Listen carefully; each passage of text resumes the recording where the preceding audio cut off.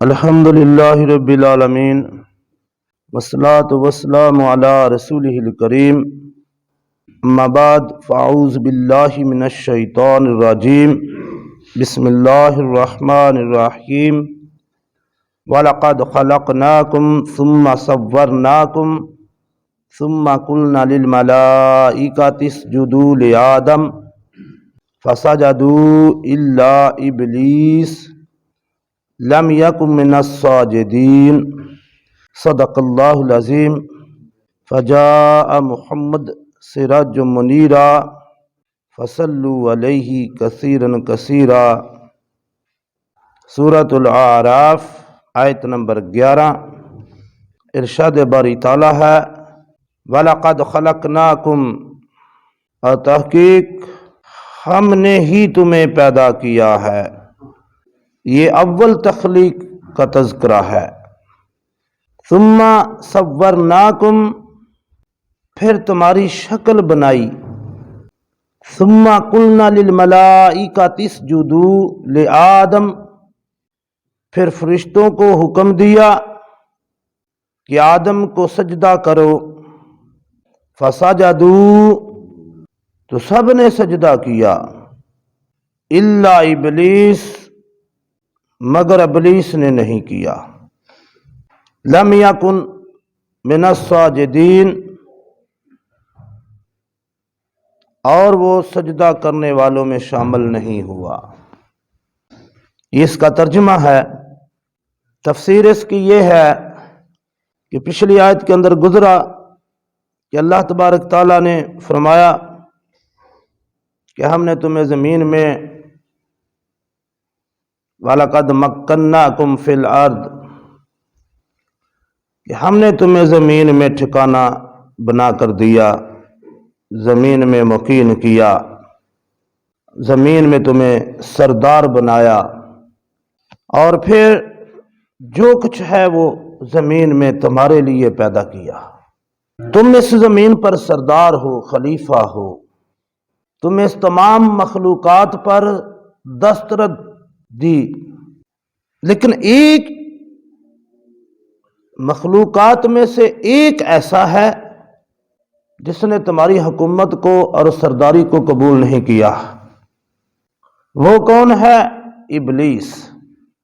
لہذا یہ تمہارا دشمن ہے، اس نے تمہاری حکومت کو قبول نہیں کیا، اس سے بچ کے رہنا ہے، اس کی چالوں میں نہیں آنا، اس کی باتوں میں نہیں آنا، ورنہ یہ تمہیں راستے سے ہٹا دے گا۔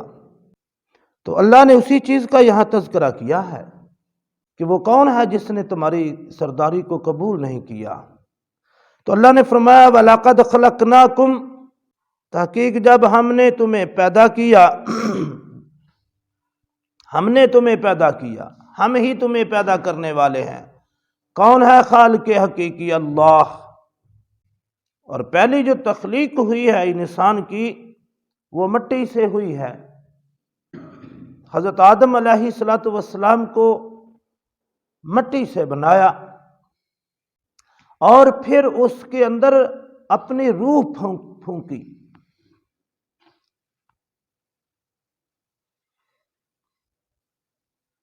حضرت آدم علیہ السلام کو ضروریات کی تمام چیزوں کا علم عطا فرمایا جس کی انہیں ضرورت تھی۔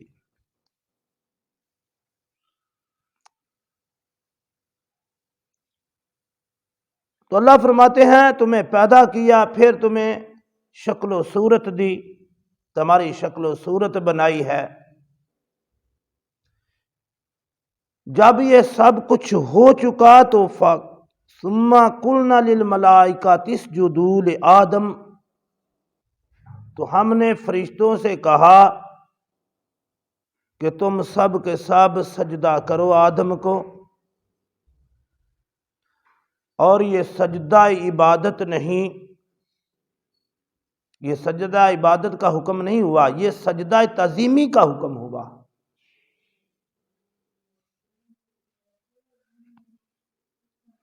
یہاں سے انسان کی عظمت کا بھی پتہ چلتا ہے کہ اللہ تبارک و تعالیٰ نے انسان کو کتنا عظیم بنایا ہے، کتنا شان والا، کتنا آن والا بنایا ہے۔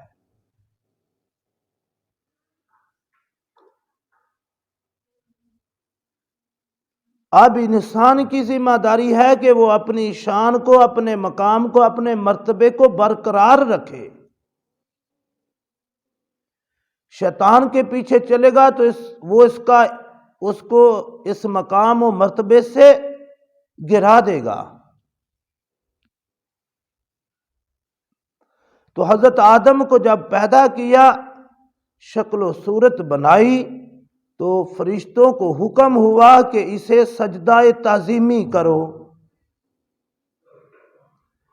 کیونکہ سجدہ عبادت پہلی امتوں میں بھی کسی غیر کے لیے نہیں رہا، سجدہ تعظیمی کی اجازت رہی ہے۔ یہ تو شریعت محمد رسول اللہ صلی اللہ علیہ وسلم میں آ کر اس سے منع کیا گیا ہے۔ حضرت معاذ آپ کی خدمت میں آئے، آپ صلی اللہ علیہ وآلہ وسلم کی خدمت میں آئے تو انہوں نے آپ کو سجدہ تعظیمی کیا۔ حدیث مبارکہ میں آتا ہے، یہ مشکوٰۃ شریف کی حدیث ہے، تو آپ صلی اللہ علیہ وآلہ وسلم نے پوچھا کہ اے معاذ، یہ تم نے کیا کیا؟ تو انہوں نے عرض کی کہ یا رسول اللہ صلی اللہ علیہ وسلم، میں فلاں دربار پہ گیا، فلاں بادشاہ کے دربار میں گیا، فلاں کے پہ گیا، تو انہوں نے وہاں جو لوگ تھے وہ اپنے بادشاہ کو سجدہ کر رہے تھے،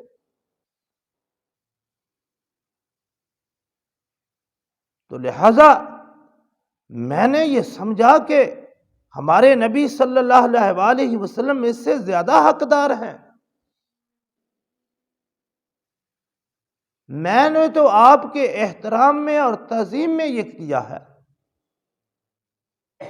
تو آپ صلی اللہ علیہ وسلم نے اس پر کفر کا فتویٰ نہیں لگایا، بلکہ فرمایا کہ نہیں، سجدہ صرف اللہ کے لیے ہے، اب سجدہ تعظیمی بھی حرام ہے، لہذا تم اپنے اس بڑے بھائی کی تعظیم کیا کرو۔ اس حدیث کا ترجمہ حضرت شاہ اسماعیل شہید رحمۃ اللہ علیہ نے کیا۔ لوگوں نے پھر یہاں سے بڑا شور مچایا ہے، دیکھو جی یہ تو، حالانکہ وہ اہل سنت حنفی تھے، تو لوگوں نے بڑا شور مچایا، دیکھو جی یہ تو آپ صلی اللہ علیہ وسلم کو بڑا بھائی کہتے ہیں۔ بھئی اس حدیث کا اور ترجمہ کیا کریں؟ آپ صلی اللہ علیہ وسلم نے خود فرمایا ہے کہ اس بڑے بھائی کی تعظیم کیا کرو۔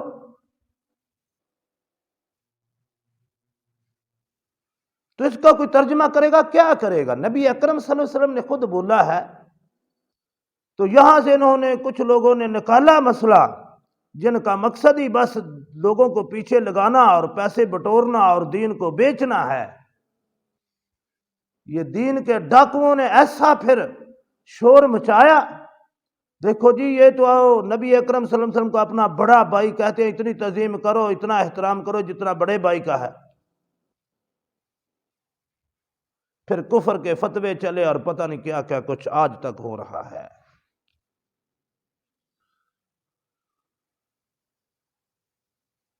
دین کو نقصان غیروں نے اتنا نہیں پہنچایا جتنا یہ دین فروش مولویوں نے پہنچایا ہے۔ دین کو بیچنے والوں نے، دین کو کاروبار بنانے والوں نے، دین کو ذریعہ معاش بنانے والوں نے جتنا نقصان پہنچایا ہے، غیروں نے بھی نہیں اتنا پہنچایا۔ دین کو ٹکڑے ٹکڑے کیا ہے، امت کو ٹکڑے ٹکڑے کیا، اس کا حساب تو دینا ہوگا۔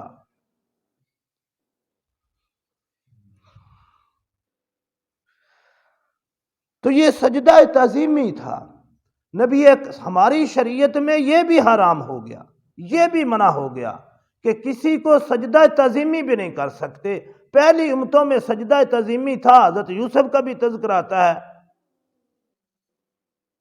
انہیں بھی سجدہ تعظیمی ہوا، لیکن ہماری شریعت میں یہ بھی منع کر دیا گیا ہے تاکہ شرک کی بنیاد نہ کسی طریقے سے رکھ دی جائے۔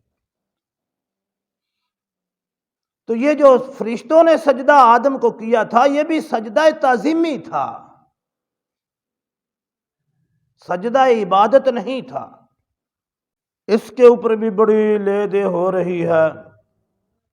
ہاں، اگر کوئی تعظیم کی وجہ سے کسی کا ہاتھ چوم لیتا ہے یا تھوڑا سا جھکاؤ پیدا کر لیتا ہے تو اس سے وہ کافر نہیں ہو جاتا۔ بہتر یہ ہے کہ ایسا نہ کرے، لیکن آج کل جو ہو رہا ہے میں کیا بیان کروں۔ میں ایک جگہ گئے تھے، وہاں ایک پیر صاحب آئے تھے اور مسجد میں انہوں نے بیان بھی کیا، بیان کے بعد ایک بندہ اٹھا، بالکل نماز کی طرح اس نے سجدہ کیا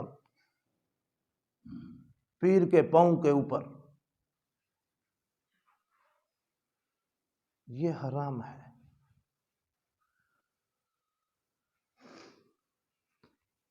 تو بہرحال سب نے سجدہ کیا، سب فرشتوں نے کیا، سب نے حضرت آدم کی تعظیم کی، لیکن ابلیس نے نہیں کیا۔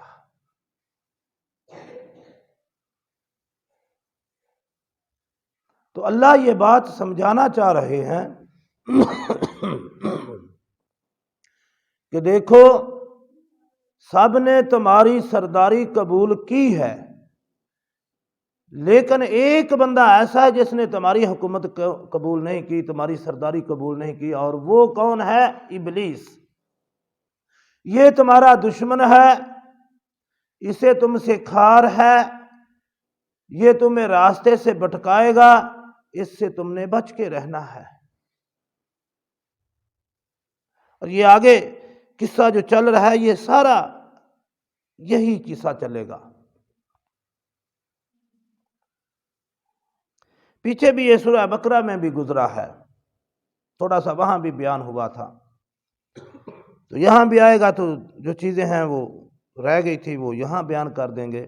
لم یکم من الساجدین، اللہ نے فرمایا وہ سجدہ کرنے والوں میں شامل نہیں ہوا، یعنی وہ تمہاری سرداری اس نے قبول نہیں کی۔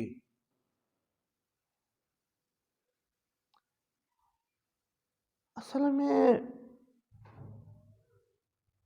ابلیس کے دل میں تکبر تھا، اور جب تک کوئی چیز ظاہر نہ ہو اللہ تبارک تعالیٰ سزا نہیں دیتے۔ یہاں اس عمل سے اس کا وہ تکبر ظاہر ہوا، وہ تو اپنے آپ کو بڑا ہی سمجھتا تھا، ہے تو یہ جنوں میں سے، ابلیس جنوں میں سے ہے، فرشتوں میں سے نہیں ہے، لیکن اس نے اللہ کی عبادت اتنی کی ہے اور اتنا یہ مقرب ہوا کہ فرشتوں میں جا ملا تھا۔ پہلے جنات بھی جو ہیں وہ آسمان سے آگے جا سکتے تھے، لیکن محمد رسول اللہ صلی اللہ علیہ وآلہ وسلم کے دنیا پہ آنے کے بعد ان کے لیے پہلے آسمان کے دروازے بند ہو گئے ہیں۔ اب اگر اوپر کو جائیں تو پھر ان کے پیچھے صحابہ ثاقب لگ جاتے ہیں اور ان کو مار پڑتی ہے اور پھر نیچے بھاگتے ہیں، اوپر نہیں جا سکتے۔ یہ بھی قرآن پاک میں مذکور ہے، جب یہ بات آئے گی تو انشاءاللہ اس کو بھی تھوڑا سا کھول کے بیان کریں گے۔ بہرحال اللہ نے یہاں یہ بات سمجھائی ہے کہ اس سے بچنا ہے، یہ تمہارا دشمن ہے، اس نے تمہاری سرداری قبول نہیں کی، میں نے تمہیں سردار بنایا ہے، میں نے تمہیں خلیفہ بنایا ہے زمین پر، لہٰذا تم میرے احکامات کو دنیا پہ لاگو کرنا۔ اللہ اس کی سمجھ عطا فرمائے، اللہ اس پر عمل کی توفیق عطا فرمائے۔ وما علینا الا البلاغ المبین۔